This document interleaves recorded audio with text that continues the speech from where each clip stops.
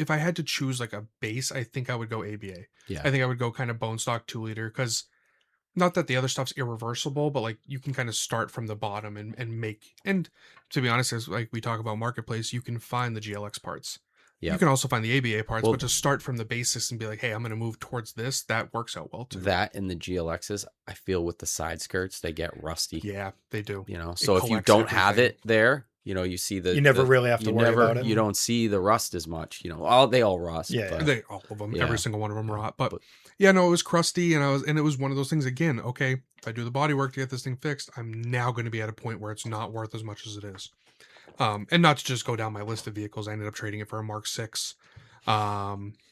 Yeah, you didn't have that long. No, put coilovers and wheels on the Mark 6, sold it for a bunch of money to some kid from Massachusetts who, again, called me a couple months later and said, hey, this is your fault. I was driving down the highway and I ripped the wiring harness out of my vehicle. I said, that's really cool. That's not my fault. I said, the car was very low.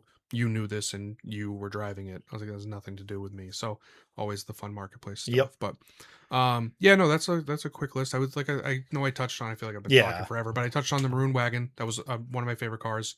Yellow E36 was also one of my favorite vehicles. I was a big fan of the silver Mark III Jetta. Silver Mark III Jetta was cool in the K Sports, the Kelleners. Had a bunch of cool parts on it. Bunch of cool rare